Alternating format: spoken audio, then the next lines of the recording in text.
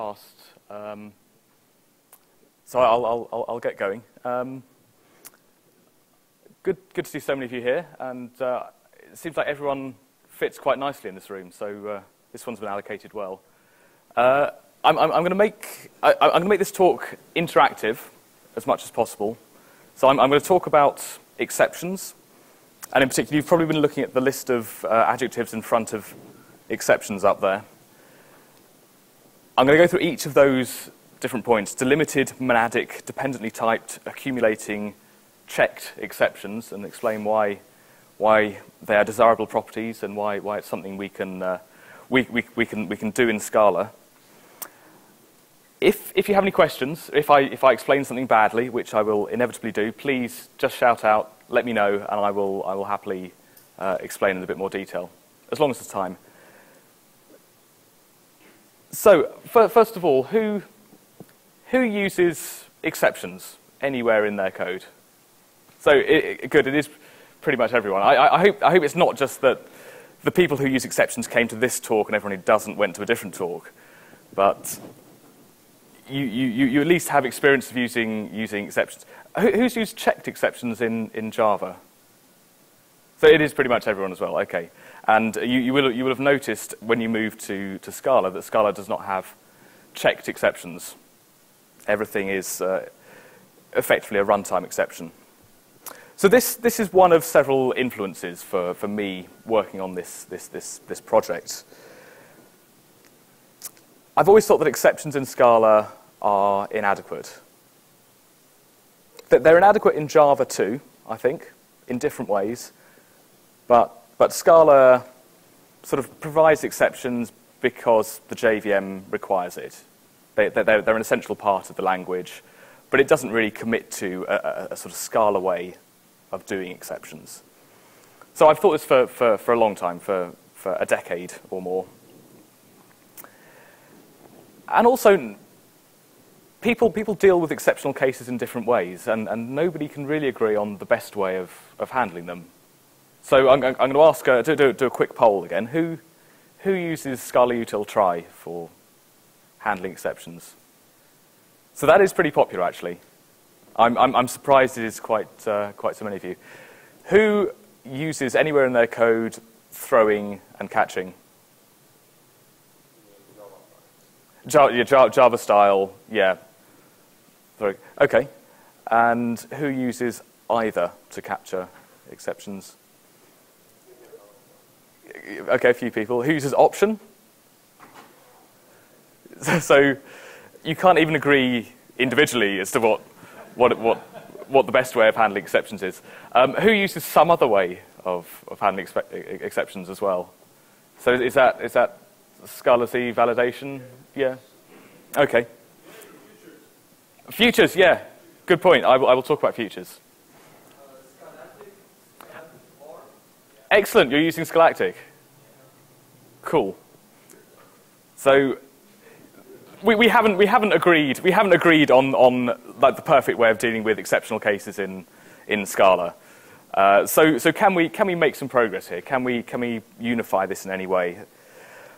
I was strongly influenced by a talk I saw at NE Scala in Boston given by Chris Vogt on typed maps, T-maps. So these are like maps, but they're indexed by a type. So it's known at compile time what keys are inside that map. So Chris gave a talk on this. I will talk about T-maps as the way part of my solution is implemented.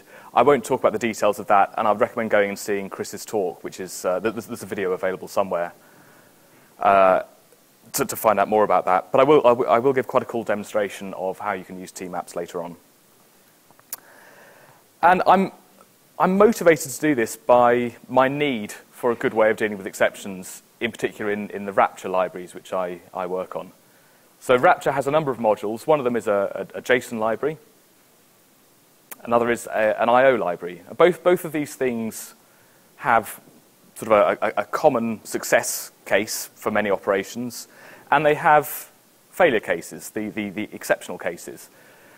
And different people want to work with exceptions in different ways, and I want to facilitate people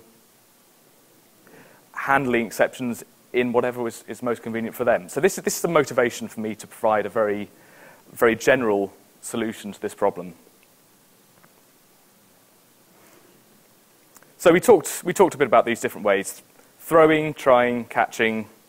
We have option, we have Scala util try, either, and either is typed on a failure type or a success type. I'll touch on that later, because it's significant that it captures the failure type too. And Scala Z has validation, and Bill Venner has been working on Scalactic, which introduces a new OR type. So these are all different ways we can do it. Now, I introduced a couple of years ago a concept called modes, and I've talked about this a few times in earlier presentations. Has anyone seen me talk about modes before, or in fact used them? Okay, so there are a few people, but I think most people this will be a new idea. So modes is the name that Miles Sabin helped me come up with as a description of a way of changing the return type of a fallible method. Because we have these different needs. Sometimes it's okay to throw an exception. If we're working in the REPL, for example, we type a command in, we hit enter, we get an exception thrown, we see a stack trace, but that's fine. We just press up, we change the line, we fix whatever was wrong, and we get a result back. If we'd used try, or if we were returning a Scala util try, we would have to unpackage that result from the try before we can use it, which on the REPL, you don't, that's hard work, that's busy work. It's effectively a waste of your time, because you can just see the stack trace and deal with it line by line. But in production, it's pretty important that you don't get a stack blow up.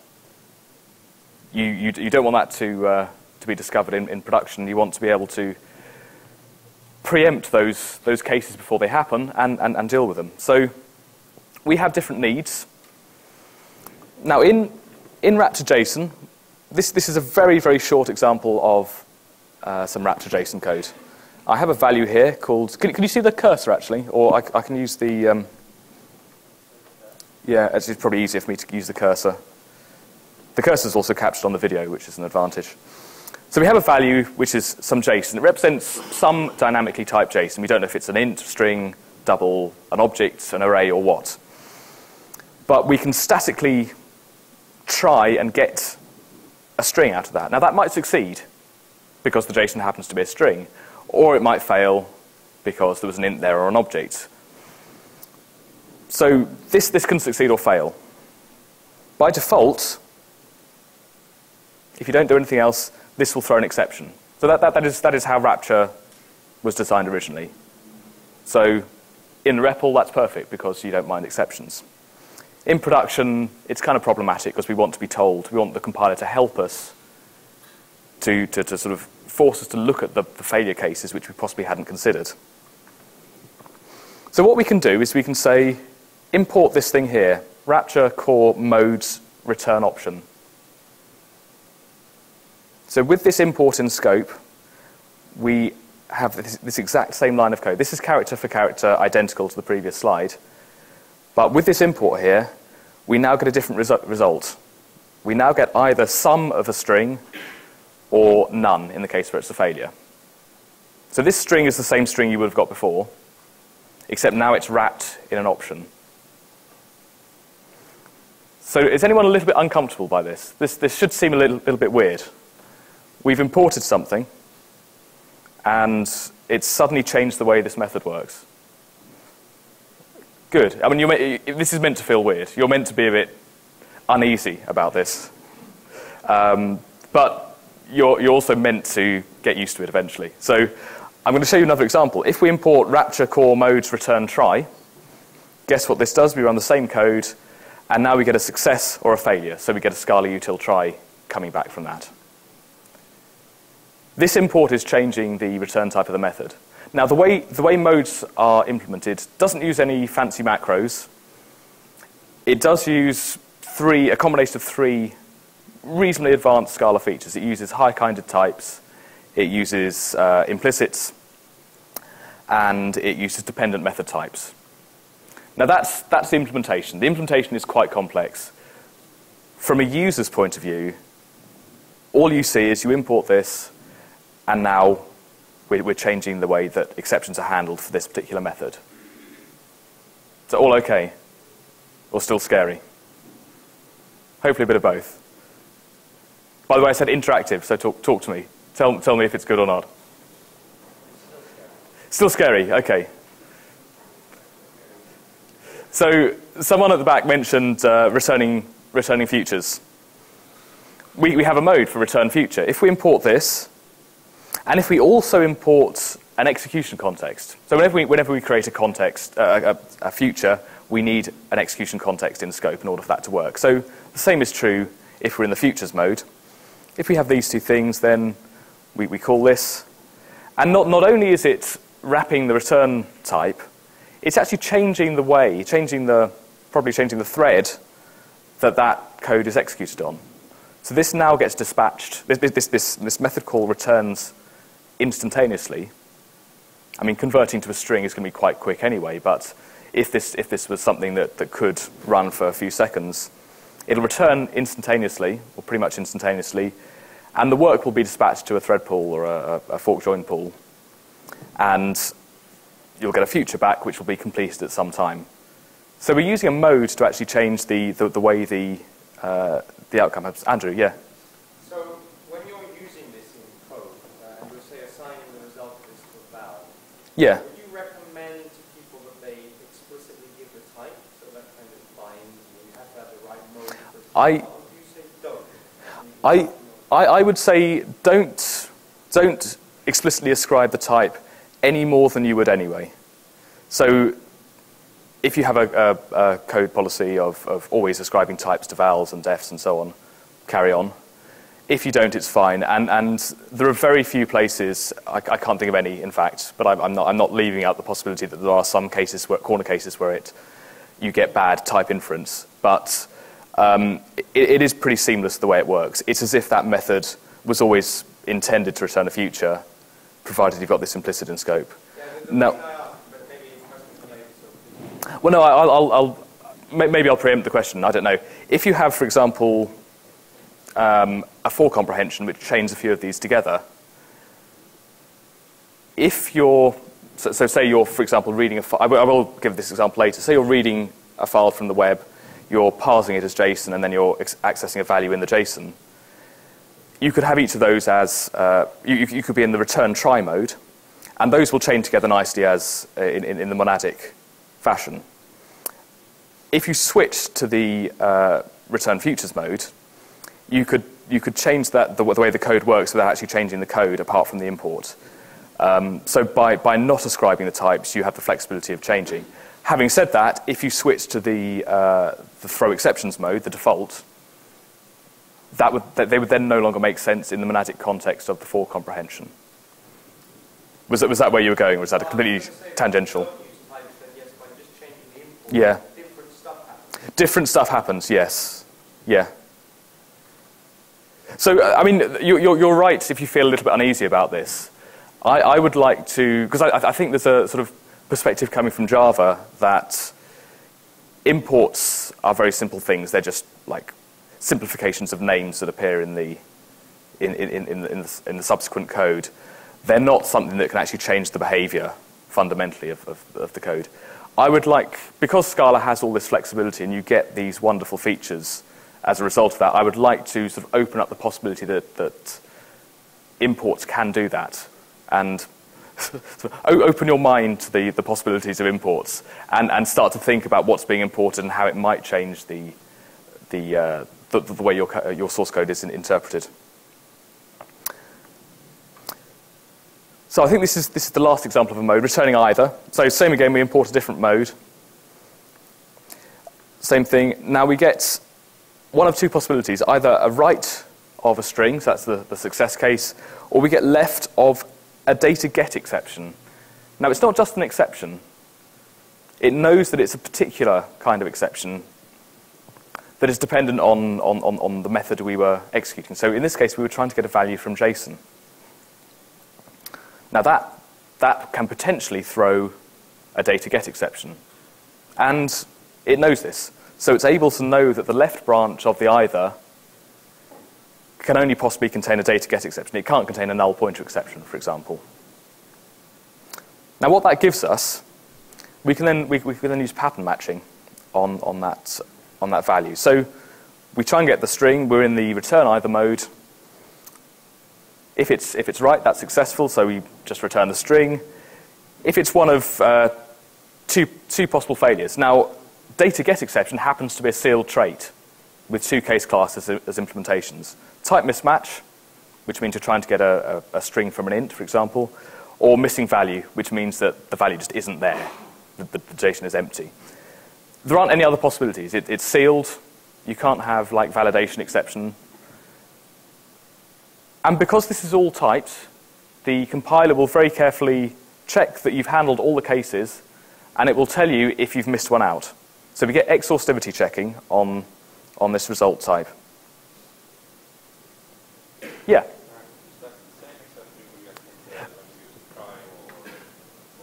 So in the case of try, I think I've got a bullet point here. Try doesn't capture the exception type. In the case of try, it returns an exception.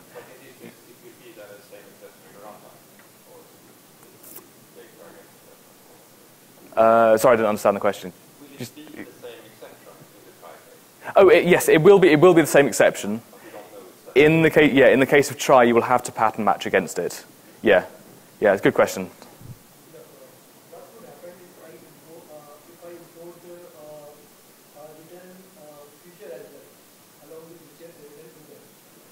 A future as well. So you wanted a future of either, or. Oh, right. Okay. Yeah, I've got a slide on that. So yeah, I'll come on to that in a second. Possibly next. It's also raised another point which I haven't covered in the slides, which is you might want to have a future of a try, or a try of an either for some reason. You can actually compose modes. So you compose one with the other, and as long as that's in scope, that will be the mode that's used. Now, I've been very careful to avoid modes ever clashing. Now, who's at some point in their Scala programming career experienced ambiguous implicits? So I think it's even more people who have used it than have experienced exceptions, which is kind of good because ambiguous implicits happens at compile time, whereas exceptions are runtime. So I'm happy about that. I've actually got this slide first. So I'll come on to the point about having more than one in scope. But just to summarize, why do we want to use modes? Well, as a library designer myself, I don't want to have to commit to one particular way of dealing with them, dealing with exceptions. I don't want to force my users to use try, because there are other things available. There's either, which people might want to use. And I don't want to, at the same time, to have to provide every single possible result type as a different method. I don't want to have to maintain those methods. Now, that's not so much me being lazy as a developer. It's me trying to not repeat myself. I don't want to implement an as method that throws exceptions, an as opt method that returns an option, an as try method which returns try, and so on. Plus, I possibly haven't considered future ways of handling exceptions that someone else comes up with. I want to allow people to use their own, for it to be extensible and flexible. So I'm looking for ways to abstract over these things, and modes was the solution to that.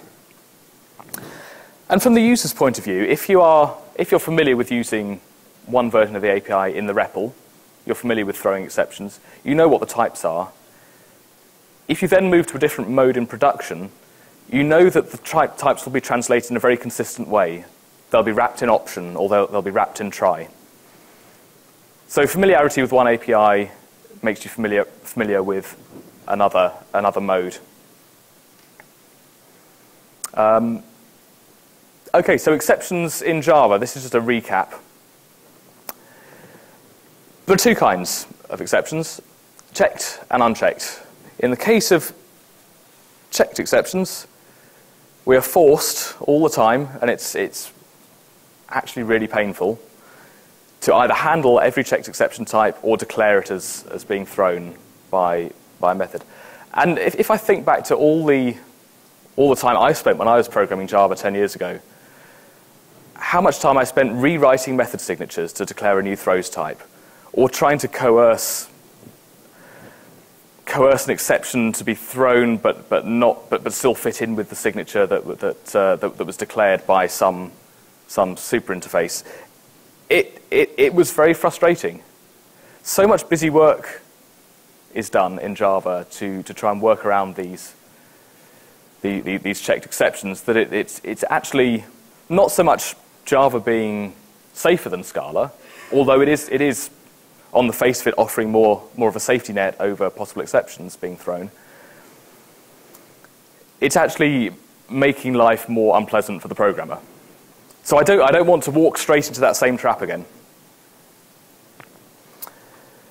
Conversely, unchecked exceptions, just like they work in Scala, you can throw them anywhere. There's no long trail, no long thread littered through your code of throws declarations that you have to maintain. But the unchecked exceptions are a little bit weird because they kind of contain two categories of things. There's things like out-of-memory error and Stack Overflow that aren't expected at all, and we shouldn't really expect to have to handle ever. At sort of one extreme, the very much unexpected exceptions. Then sort of we have the checked exceptions, which I've talked about. But there's also things like arithmetic exception, or arithmetic exception, I'm not sure which aren't so much unexpected. We can expect one of those if we ever do anything that might cause a division by 0, for example. But they're actually too inconvenient to handle. It is actually beyond even Java programmers to have to handle every single division with declaring it as potentially throws an arithmetic exception or wrapping it in try and catch. So the unchecked exceptions are the serious ones we can't handle, and the common ones that are just too inconvenient to handle, which I think is a bit weird. But yeah, they can be thrown anywhere, and I've talked about this already. We've got various ways of working around the problems of checked exceptions in Scala. In Java. You can rewrite method signatures. You can change the declared throws type. You can do really cunning things like hide one exception inside another, which you're sort of smuggling this exception out. You know you want to use it later, but you're bound by some contract, by some interface that you have to adhere to. You can't change the throws type, so you wrap one exception inside another. You can potentially add lots of boilerplate catching, so try and catch everywhere. That's painful. Or you just rewrite every single method to throw exception, and this happens quite frequently in large code bases. It's standard that you have throws exception all the time, and that sort of reverts you back to Scala mode, where all exceptions become runtime exceptions, and the cost is 2 additional words per method. That is the price you pay. And usually it's the case that with checked exceptions, you find the programmer, you know more than the compiler. And it shouldn't really be that way, because the compiler has all the information there. It ought to do a better job. But most frustrating, I think, and this is kind of one place where modes step in, is that you can't turn these exceptions off. You can't say, well, I know there are various exceptions going to be thrown here, but I just don't want to check them because it's too much work, it's not worth it. You can't switch to a different mode. So modes allow you to do that. That is one advantage.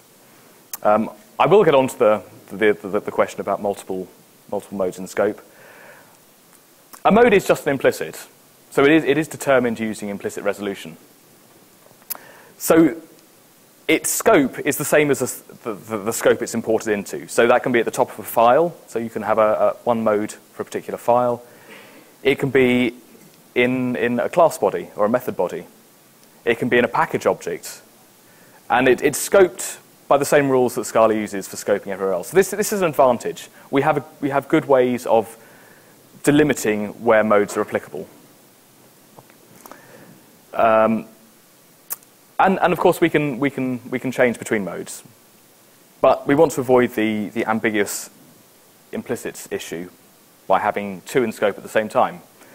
Now you'll notice here that I import dot underscore from a mode. So this, you import modes dot, for example, return try dot underscore. What this enables us to do, yeah, I've made this point here.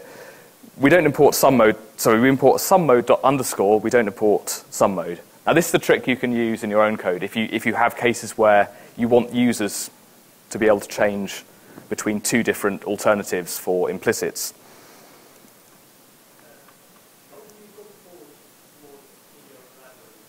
Oh, ask me afterwards. Or how do I define a mode? Or, so as in composing future and try, for example. I'll tell you afterwards. It's quite straightforward, but there's probably a lot more to explain in order to get that to work. But I could in fact point you to a talk I did on modes. I don't think it's videoed, so yeah, we'll talk afterwards.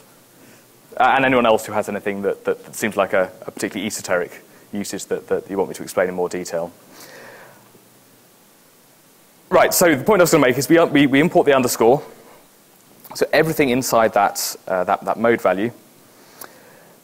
Because each mode has a value inside, each thing called return try or return option has a single value inside it with exactly the same name. It's called implicit mode. So the one you import most recently or most immediately will shadow the previous one. And if you shadow implicit by name, because it's got the same name, it will also be shadowed in implicit resolution. So this might seem a very subtle, nuanced trick. It's quite deliberate. I mean, it was by design that this happens, but we can actually use this very usefully to avoid ever having, as long as we don't ever change the name of the implicit we import, and as long as we just import the underscore, we can shadow the previous one we had. So this is really useful in the REPL. It means I can import some mode, I can try something, and I think, oh, it's the wrong mode, I'll just import a different one.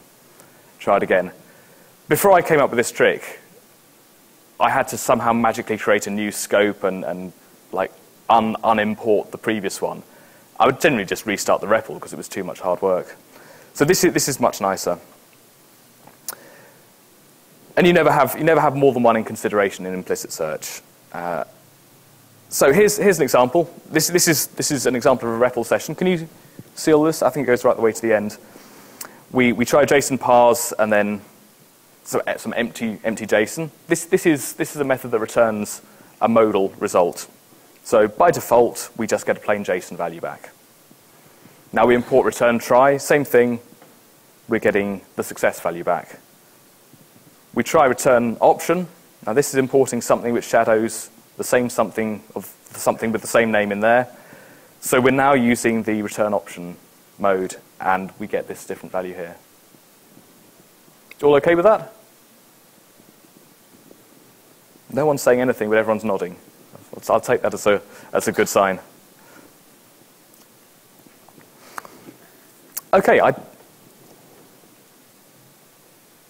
you will probably have noticed that when you use try or option or either, or even if you're just throwing exceptions in your code, they do what we call fail fast.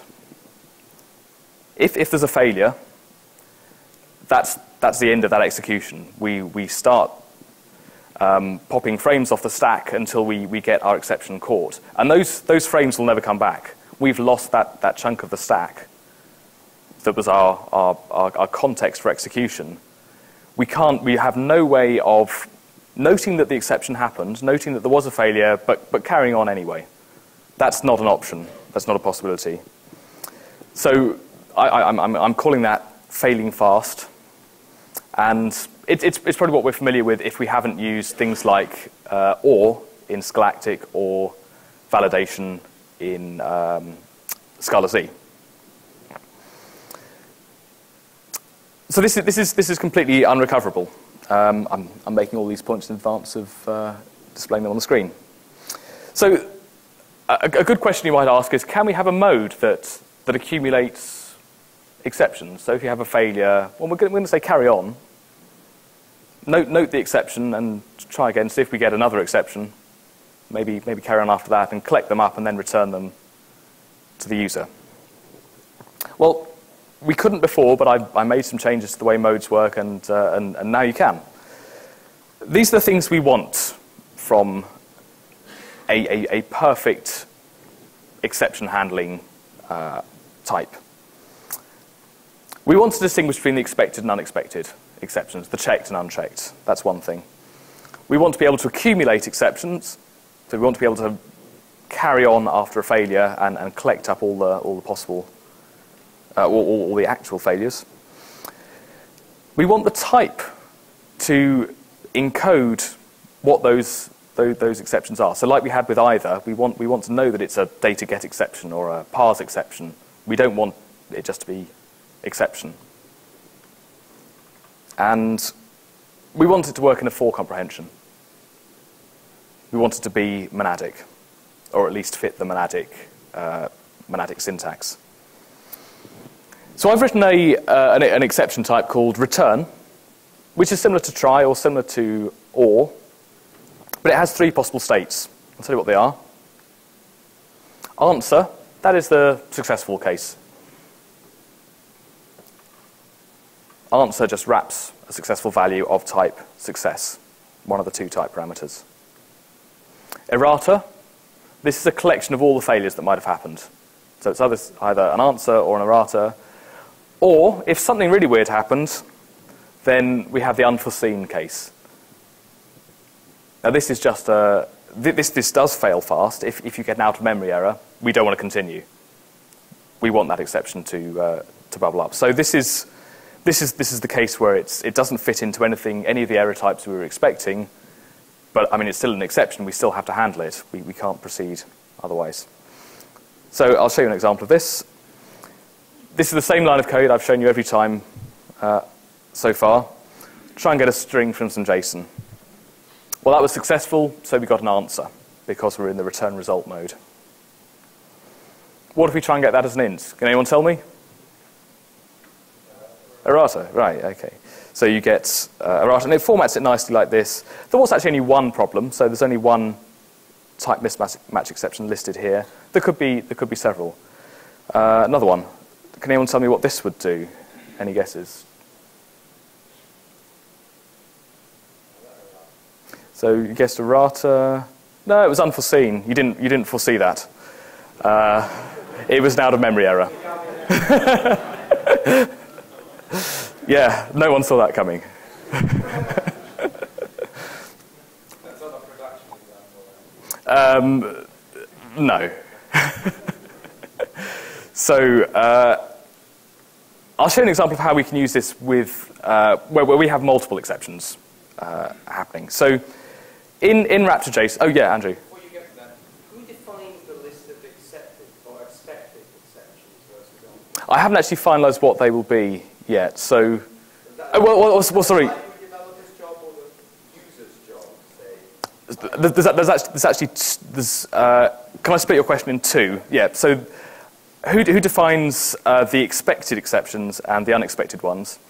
That will be the library designers. So the library designer knows that if the method is called parse, then as part of the return type of the parse method, parse exception will be part of that. It's the throws type.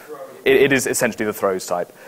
There's a separate question which is possibly not what you're asking, which is, should an out-of-memory exception actually be caught and returned in an object as an unforeseen, or should it always, in all cases, be allowed to bubble up to the top? That I haven't finalized yet, and I think I may have imports which control how that works, because different people have different requirements. And some exceptions you do want to capture in an unforeseen. Others you will always want to allow to bubble up. So that is as yet undefined. I'm open to suggestions on that, and what I'll probably do is make it configurable, because if I don't know what the answer is, I'll just leave it to other people to decide. So it'll be similar to non-fatal, but who decides what's fatal and what's not? How is that defined? In Scala? But I mean, for Java exceptions, how do you determine what's...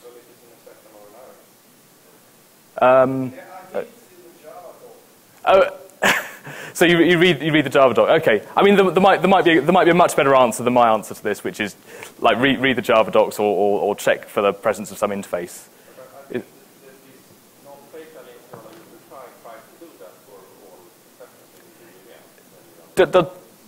Does the non-fatal always give the answer that people want? Yeah, I mean that's okay.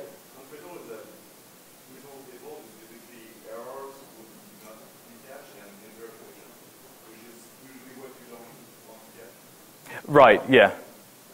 Yes. So that's maybe the solution to the problem that I didn't have a good answer to, and now I do. Thanks. I've learned something from this. So this is an example of accumulation of errors. In Rapture.json, we might have a case class. In fact, I probably have an example here. Yeah, case class member, which has two parameters. And I have a case class team, which refers to member here. So we've got a vector of members, and we have another name here. And we want to extract this from some JSON object. So this could fail on any one of these parameters. Any one of these parameters might be missing, or it might be the wrong type. What we can do is in Rapture.json, we simply say json.asTeam, and a macro will go away and build an extractor type class for these case classes, and it will know that it needs to look for a JSON object, and it needs to check for each of the key values, and that they need to be the right type. That's what it does, and that's worked for a couple of years now. So if I had this JSON source here, this is some incomplete JSON representing the Scala wags. But we can see here that, well, we've got Dick's Twitter handle, but we haven't got his name. We haven't got Heather's Twitter handle there. These two, Josh and Seth, are both fine. Daniel doesn't have a Twitter handle. So this is some bad JSON. We will have trouble extracting that into a team, which is what we wanted to do. So we try it anyway. Remember, we're in the return result mode, and this will now return this. So it says not only that the value is missing, but it gives us a path to the exact point where the failure happened. Now this can only happen because it doesn't fail fast. It continues after the first failure to find further failures. So this is really useful for debugging. Rapture.json is just one particular place you can use this. You can write your own. You can integrate this into your own project, which has its own definition of what a path looks like to an error. So it doesn't have to be of this form. It can be something different. I'm guessing the router can also submit different exceptions, right? It can, yeah. I'll talk about that in a bit. So given a result type, which we know is either going to be successfully a string, or we expect it might be a data get exception. We know the compiler is kind of telling us, by virtue of the types, that we need to handle data get exceptions. If we haven't handled them, then we're doing something wrong, or we're risking our production code. So we can use the recover methods. Try, I think, has a recover method as well. So it's very similar to that, except we specify the type here that we're recovering. And what this lambda does is says, well, if there's any of these failures here, we'll replace that with the string failed. So we're recovering to a successful state from that failure. What type does this return? So we've recovered these, so we now know that this type, this result type, can't possibly have any data get exceptions because we've recovered them all. So we know by type, we know statically that that's not a possibility. So that's an open question for now. If we have multiple error types, so we're doing a few things. This is the example I talked through earlier. We try and slurp a file. Now that will return a result, assuming of course we're in the return result mode, that will return a result of either a string, we slurp it into a string in memory, or it will fail with a read exception. If we then try and parse that, we'll get a successful JSON or a failure of a parse exception. And this final line in our for comprehension, we try and access this value as a string. So this can potentially throw a data get exception. So what do we have here? We're chaining the three of these things together monadically. So result works in a for comprehension, which is good, because we can write this quite concise code here. But because this is a for comprehension, we know that it's going to return a result of something, comma, something. What is that? So, any guesses? Well, it's going to be a result of string. So we're trying to get a name out of here. But I mean, it is the answer. Well, okay. I mean, the common supertype in this particular case is exception. And if it's exception, we've lost the ability to have the compiler help us with telling us what types we need to handle. So we want to say, well, it's either a read exception, or it's a parse exception, or it's a data get exception. It's one of those three. How do we represent that? We actually need a union type. Use Dotty, okay. Okay, so okay, I'm going to have a vote here. Who says use Dotty? So the person who suggested use with put his hand up for Dotty. Yeah, thanks, Thomas. and who says use with? Nobody says use with. Nobody. I think not a single hand went up when I said use with. Okay, I'm going to use with. So we're going to use. We're going to have the return type as read exception with parse exception with data get exception. So this probably looks weird because you're never going to have an instance of that thing. Read exception is a class, parse exception is a class, data get exception is a class, and there's no inheritance hierarchy between them. So how can we possibly have an instance of this thing here? Well, first of all, read this as all. So we're faking union types in Scala because it doesn't have them. So this is read exception, or it's parse exception, or data get exception. And this is Chris Falk's idea to encode union types in Scala using this intersection type here. Now the thing is, this looks weird because we can't imagine an instance of it. Is everyone happy that they can't imagine an instance of this thing? But we don't have to use the type to represent an actual instance that exists. This is uninhabited. We don't have to use that in that way. We can use this as a bound to say that, well, actually, we need something which is a subtype of exception, but a supertype of this thing here, if we're trying to get it out of the errata. So something which is a supertype of this thing and a subtype of exception is, for example, parse exception, or read exception, or data get exception. So that's how we use the type in this particular example. It's a bit of type trickery, using a phantom type, but it's completely legitimate.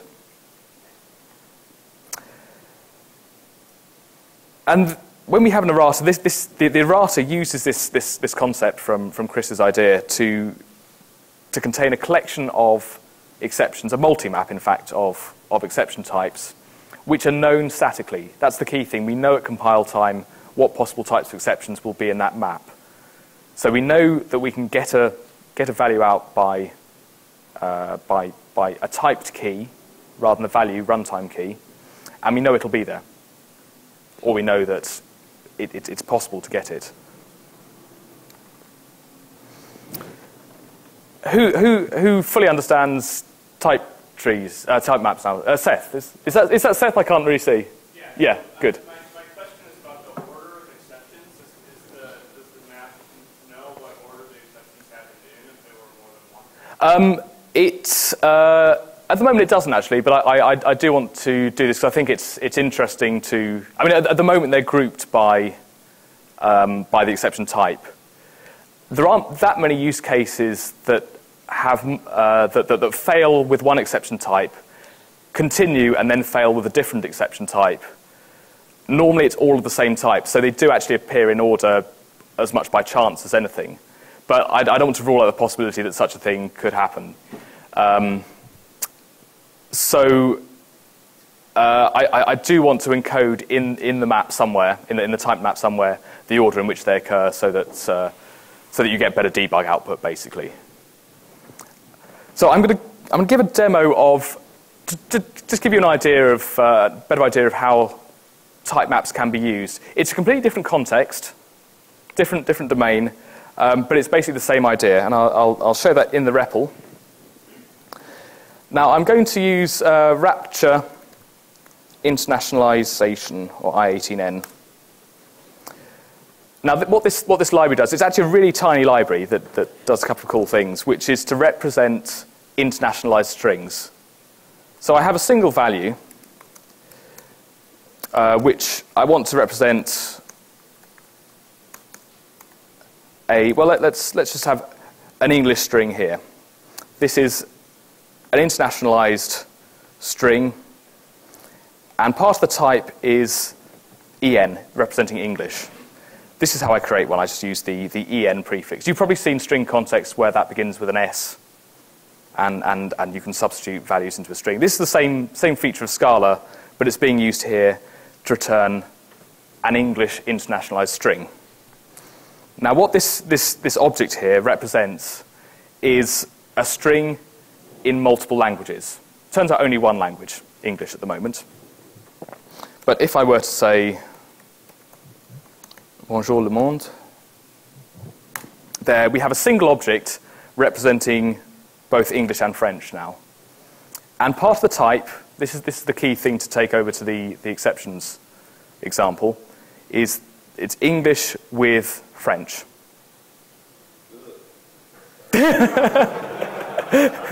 Don't worry, because given this object here, and notice how the toString just says it's English and French together, or English or French, should I say, and it gives you the English version. But if we were to say message French, indexing it by a type, this is all at compile time. It knows whether French is there or not. It gives you the French version. If we ask for the English one, it gives you the English one. If we ask for the Dutch one, at compile time we know it's not there. We know that map does not contain Dutch or any other language. Yeah. I see you have types for the language. How is So someone else told me that they should be ampersands. Is that? How many languages do you have? Oh, sorry. Someone very kindly contributed all the languages to this project. Sorry? There's an ISO list. Yeah, there is an ISO list which someone very kindly put into Rapture I18. It used to be about 100 lines of code in this project. It went up to over 1,000, I think. So it has most languages you could want. Now I'm going to show you something you can do, which is kind of quite cunning. I'm going to create an iString, which is going to represent strings in my pretend application. And I'm going to say that's going to be an internationalized string of English with French with what other languages does anyone know here? Spanish. Let's have German as well. Okay, so we defined this type alias. So this is just for convenience. Now, what I can say is let's let's have a message which is an I string. And, well, I know what the English thing I want to say is. That is Amsterdam has 88 beautiful canals. This is the string I want to internationalize in my application. Let's put a full stop there.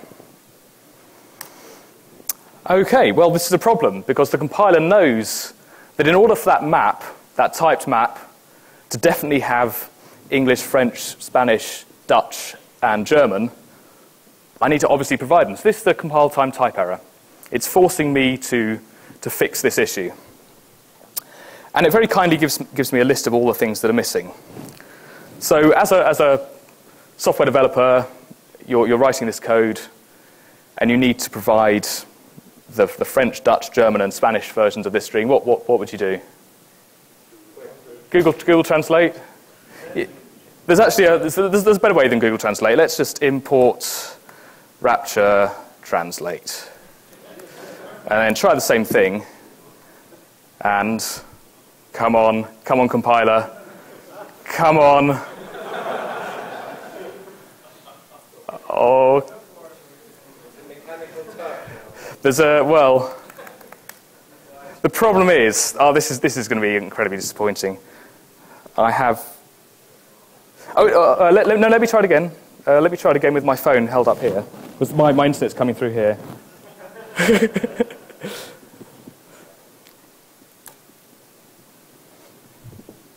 I've got ping times of over a second. Come on.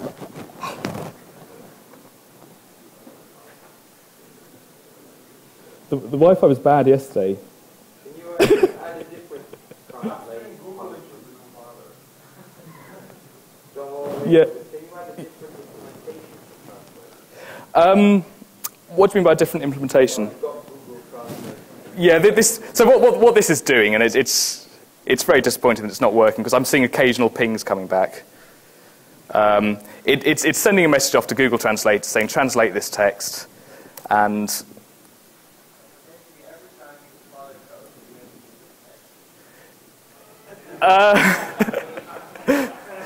well, so this really cool demo has gone badly wrong thanks to the internet. I will give up on this, I think. Okay, this was my excuse to say Amsterdam heeft 88 prachtige grachten, which should have been what the compiler would have returned to me had it actually had a good internet connection and been able to contact Google Translate and return that. If anyone would love to see this demo, come and find me when I've got a good internet connection. I'll happily show you. So that is the use case of using an intersection type to represent something that contains multiple instances. Using an intersection type to represent a map of something. We're going to do the same thing with exception types. How am I doing for time? I'm over. Okay. How far along is that? Yeah. Okay. But this might be a bit quick. Okay. So we've got this example here. I won't talk about that. That's the implementation of flat map that we use. I can talk about that later. I will skip over this because we have ways of transforming these exceptions. But what the intersection type enables us to do is have the compiler tell us that we need to, for example, reconcile all of these exception types: read exceptions, parse exceptions, and data get exceptions. The compiler will check that these are all handled, and we will get a result back that is either a success case, or in this case, I've converted all of the exceptions into one single exception. I've consolidated all of my exceptions into one easy to manage action exception. Yeah, it's similar. Yeah, but it's combining them into one. So we just have to deal with this one action exception type here. Okay, this is the last bit, which is quite cool, and I hope I'm probably going to go up till 25 past, if that's okay. We use a type class called extractor to pull values out of JSON using Rapture.json. Now that's typed on the type of thing it's pulling out. It might be string, int, it might be a map, it might be a vector. But I want to change that extractor type to have a type member called throws, which will represent the type that might be thrown, the exception type that might be thrown should this extractor fail. Now, in most cases, that will just be the data get exception, which remembers either the value is missing or it's the wrong type. But if, for example, we had something that was say we wanted to extract a positive integer, we want an additional failure there, which is negative integer exception. So our posInt extractor, which basically just wraps int, may throw additionally a negative integer exception, which we would write as part of the type signature of the extractor here. So when we are extracting, we've got our positive integer. When we're extracting that from a case class which is extracting many different types, what we do is we compose all of those possible throw types into a single type intersection. So if you're extracting a case class, you have to extract all of the values from that case class, from the JSON into the case class. Each one of those extractions could result in some number of different failures. So we collect together all of those failures, find the intersection of those types, and that is the composed throws type for the extractor for the case class. Now we do this in a macro. I'll show you how this could work here with the example I had before. So previously, when I was using the Scala wags example, we had a string representing the handle, the Twitter handle. I'm going to create a new type called handle. Maybe it's a value type, but I'm just going to make it an ordinary class, which has the string inside there. And what this will do is check that it begins with an @ sign. It's not a valid Twitter handle if it doesn't. And if it fails, I will throw a validation exception. So I create a new extractor. This is a new type class telling us how to extract a handle from JSON. It's crucial that I include this throws type here, validation exception. My implementation of the extract method, so given some JSON, I want to extract a handle. I haven't included the implementation there, but it can throw potentially a validation exception. This is the same as before. So the green stuff is the stuff that's been added or changed. We're now using the handle type for the handle there. We've still got the team referring to the member case class. We do exactly the same as before here. And the result type we get back is either successfully a team, or if it's a failure, it's a data get exception with validation exception. Now this is only here by virtue of this being a handle. If I change this to a string, we lose this validation exception. So what this is essentially saying, this is the most important point of the whole talk probably. The type we generate here, the compiler is telling us that if we are extracting a team, we must handle all of these exception types. And these exception types are dependent on the type of the thing we are extracting, which is dependent on the parameters of the case class, which is dependent on the exceptions that might be thrown when extracting each of those. So this is the dependently typed part of the title. Is that okay? So what we have won back is checked exceptions in Scala that we can turn off and on as we please. In fact, I have a summary here. There we are. We have delimited exceptions. They are scoped to wherever they're imported. That means we can turn them off and on or change how they work. They're monadic. We get the same for comprehension functionality as we do with try and future and so on. They will accumulate. We can collect multiple errors in the same in the same errata. They are checked, which means that we have good ways of determining the type we have to actually handle in each case, and it's much better, more specific type or list of types than it would be in Java, and they're using dependent types in order to do this. So that's where all of those adjectives come from. Before you all go, I'm going to skip over this and say thank you, and I'm going to invite Andrew up very quickly. I'm about to do a Martin. So Jon very, very kindly allowed me to give you a chance to winning some free stuff, because we're having a puzzles talk at the end. At the end of a long conference, we'll have some fun. I have 3 puzzles here, which I'm going to throw into the audience. Please don't sue me if I hit you. If you can build the puzzle correctly